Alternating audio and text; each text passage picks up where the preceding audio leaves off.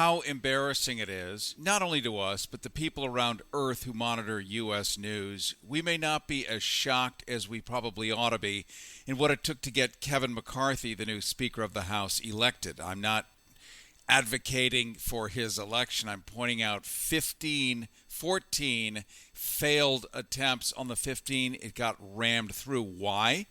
Because he cut deals with the MAGA folks, the folks who assaulted the Capitol on January 6th. Now, let's understand what assaulting the Capitol means. It depends how you view it. You could look at the Thomas Jefferson version, where there ought to be every 20 years a revolution of some sort to overthrow the government. That's not what this was. These were people dressed as elks, as Spider-Man. These are adults working with 12-year-old brains, trying to overthrow. They had built a gallows outside the Capitol. Now, a gallows does not just naturally appear.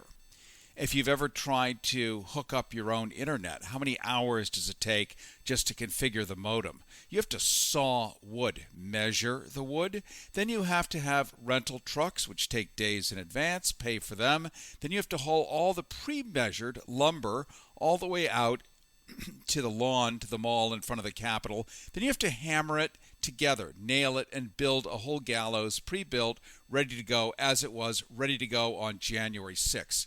So anyone that says, oh, well, it was just, a bullshit. We're talking serious pre-planning.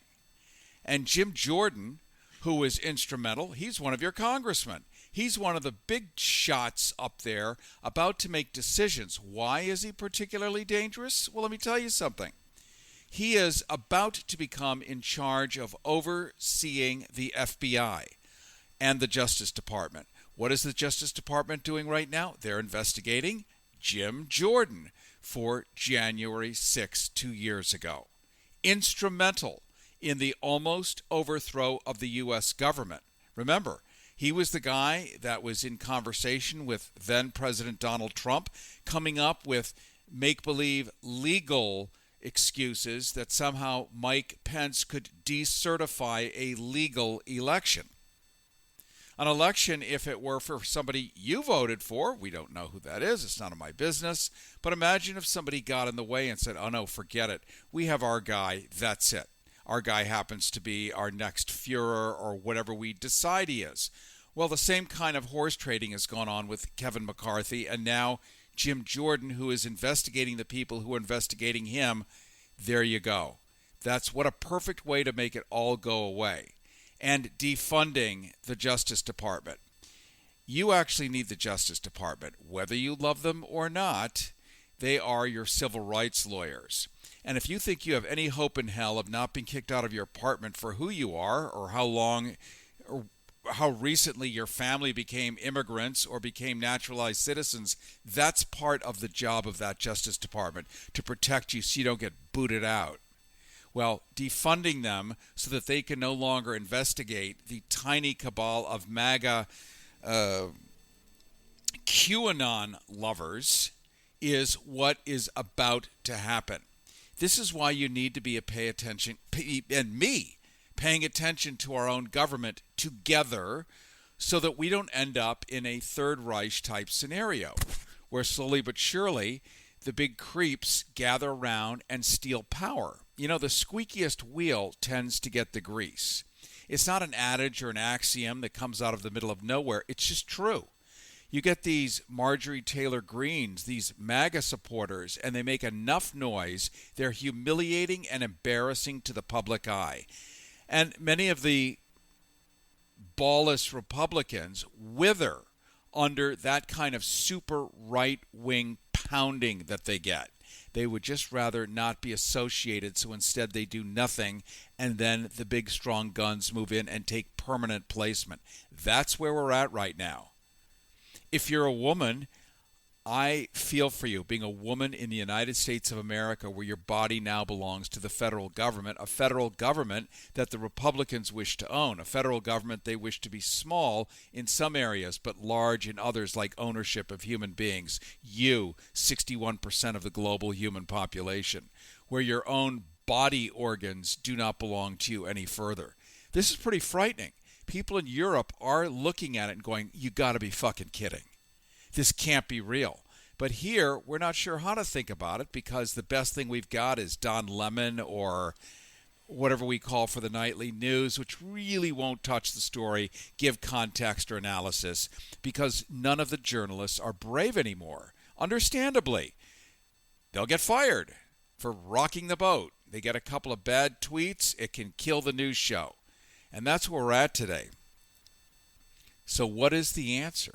What do you and I do? We have to show good citizenship. We have to fight for our ability to have a full, free range of motion, back and forth between you and me. And it's inconvenient. It takes a little extra effort, but guess what?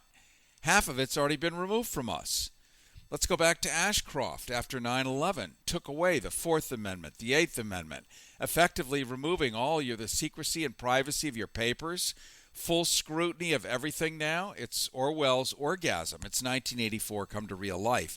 And here we are today, still not quite gobsmacked by it because we don't really see it. We're living it, and we're scratching our head and figure it must be the globalist conspiracy.